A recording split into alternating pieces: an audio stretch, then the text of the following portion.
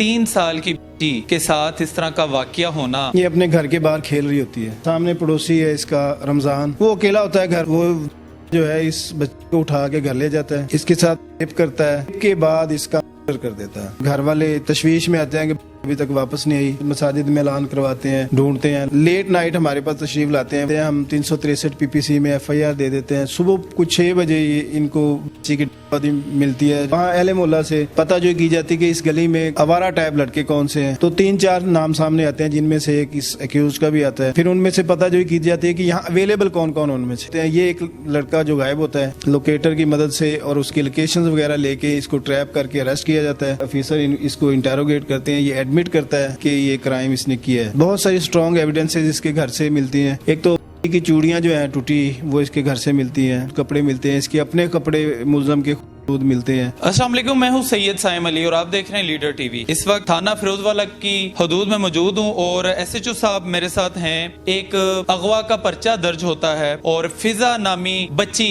اغوا کے بعد کر دی جاتی ہے. واقعہ کیا ہے SHO صاحب کی زبانی جاننے کی کوشش کرتے ہیں. السلام علیکم. جی وعلیکم السلام. سر کیسے ہیں آپ؟ اللہ کرم. شاہ صاحب تھینک یو, آپ تشریف لائے. اچھا سر, ایک تو خوشی بھی ہوتی ہے, افسوس بھی ہوتا ہے. افسوس اس بات کا کہ بچیوں کے ساتھ جو ریپ کے واقعات ہیں بڑھتے جاتے ہیں, اور خوشی اس بات پہ ہوتی ہے کہ آپ جیسے جانباز افسر ہمارے معاشرے کے اندر موجود ہیں جو بر وقت ان لوگوں کو پکڑ لیتے ہیں. سر مجھے یہ بتائیے گا کہ کس طرح سے اس بندے کو ٹریس کیا گیا اور یہ واقعہ کیا تھا سارا؟ بسم اللہ الرحمن الرحیم. اس میں یہ ہے شاہ صاحب کہ یہ بچی فضا نامی جو 2.5-3 سالہ عمر کی بچی ہے, یہ اپنے گھر کے باہر کھیل رہی ہوتی ہے. کھیلتے کھیلتے یہ سامنے پڑوسی ہے اس کا رمضان, اس کے گھر کے آگے چلی جاتی, بالکل اپوزٹ گھر ہے تقریباً, اپنے گھر کے آگے کھیل رہی تھی. وہ اکیلا ہوتا ہے گھر, وہ جو ہے اس بچی کو اٹھا کے گھر لے جاتا ہے, اس کے ساتھ ریپ کرتا ہے, ریپ کے بعد اس کا کر دیتا ہے. اور یہ بات کسی کو محلہ میں پتہ نہیں چلتی. 4-5 بجے گھر والے تشویش میں آتے ہیں کہ بچی ابھی تک واپس نہیں آئی. اس کی والدہ ڈھونڈتی ہے محلے میں, گھروں میں جاتی ہے, پتہ نہیں چلتا. پھر وہ اس کے والد کو جو جاب پہ گیا ہوتا ہے لاہور, ان کو کال کر کے بلاتی ہے. وہ اپنے طور پہ آگے مساجد میں اعلان کرواتے ہیں, ڈھونڈتے ہیں. لاسٹ یہ لیٹ نائٹ ہمارے پاس تشریف لاتے ہیں, 15 کی کال نہیں ہے, اپلیکیشن لے کے آتے ہیں. ہم 363 PPC میں FIR دے دیتے ہیں. صبح کچھ 6 بجے ان کو بچی کی بادی ملتی ہے بیک سائڈ والی گلی سے. تو یہ اپنے طور پہ ہاسپٹل لے جاتے ہیں بچی کو کہ بچی کو چیک کروائیں, بچی زندہ ہے, فوت ہو چکی ہے. تو بچی ڈاکٹر بتاتے ہیں کہ یہ بچی ایکسپائر ہو چکی ہے. تو پھر یہ ہمیں اطلاع دیتے ہیں کہ بچی ہماری کی مل گئی ہے. میں اپنی ٹیم کو 6:30 بجے لے کے ٹیم کو وہاں پہنچتا ہوں.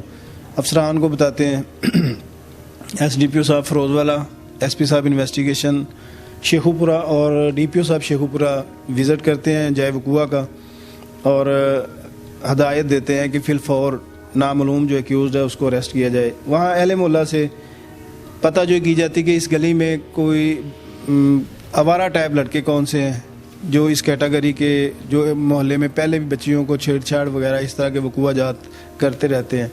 تو 3-4 نام سامنے آتے ہیں, جن میں سے ایک اس ایکیوز کا بھی آتا ہے.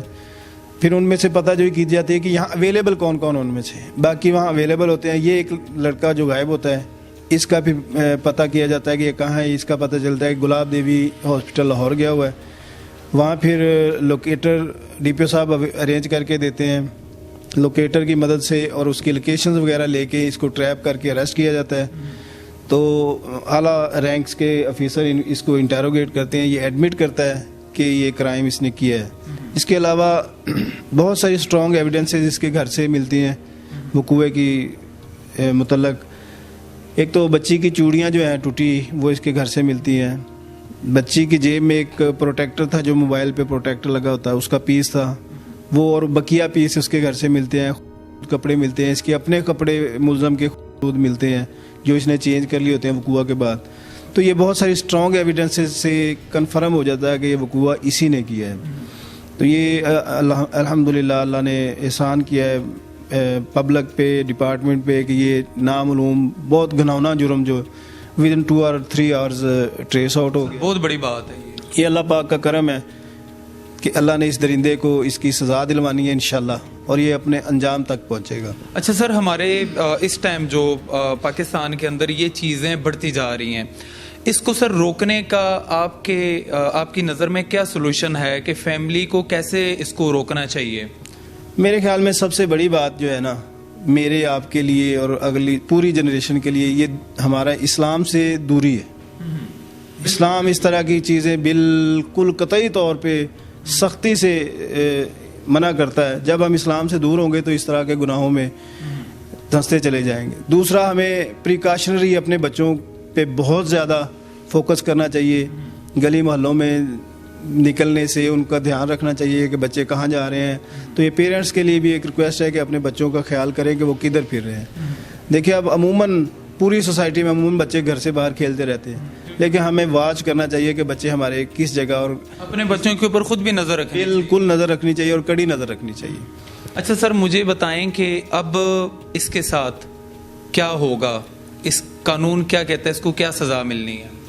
یہ انشاءاللہ اپنے انجام کو جائے گا جی. اس کے ڈی این اے وغیرہ کروا کے، لیگل پروسیڈنگز ہے وہ کروا کے، اس کو انشاءاللہ بمطابق قانون سزا دلوائیں گے، اور ضرور دلوائیں گے. اچھا سر، اس سے پہلے بھی کافی ایسے کیسز دیکھنے میں آتے ہیں، لیکن آپ کو کیا لگتا ہے قانون کی طرف سے کچھ ایسی کوتاہیاں ہو جاتی ہیں کہ ان لوگوں کے اوپر کوئی ایسی کارروائی نہیں ہوتی، عمل میں نہیں لائی جاتی، جس کے بعد یہ ایسے انجام کو پہنچیں تاکہ عبرت کا نشان ان لوگوں کو بنایا جا سکے؟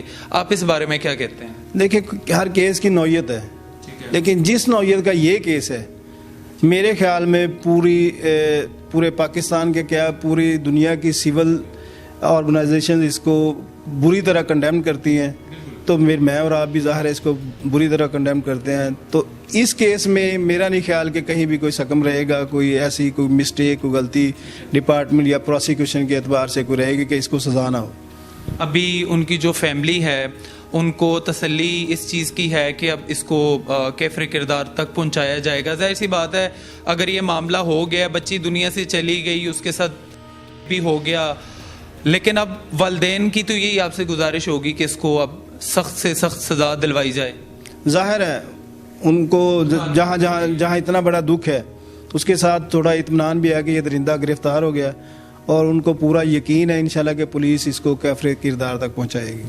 اچھا ناظرین، 3 سال کی بچی کے ساتھ اس طرح کا واقعہ ہونا، اس سے پہلے بھی آپ میری کئی ویڈیوز کے اندر اس طرح کے واقعات دیکھ چکے ہیں، لیکن میرا اندازہ یہ میں پہلی ایسی ویڈیو کر رہا ہوں جو میں ایس ایچ او صاحب کے ساتھ بیٹھا ہوں، اور افسوس کے ساتھ فخر بھی یہ ہے کہ کم از کم لڑکا پکڑا گیا جس نے یہ حرکت کی ہے. اس سے پہلے کئی واقعات ایسے ہو چکے ہیں جس کے اندر ابھی تک 2-3 ایسے کیسز چل رہے ہیں کہ بچے کے ساتھ جو بھی کرتا ہے وہ لوگ پکڑے نہیں جاتے.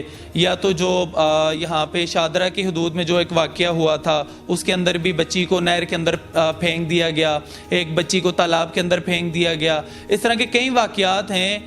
میں پولیس افسران سے گزارش کروں گا، خدارا آپ لوگوں پہ عوام کی نظر ہوتی ہے، اگر کسی کے گھر میں کوئی بھی معاملہ ہو، کسی غریب کا، امیر سے بھی کوئی معاملہ ہو، وہ پولیس افسران کی طرف دیکھتے ہیں کہ یہ لوگ ہمارے مسیحا ہیں، یہ ہمارے لیے کچھ کریں گے.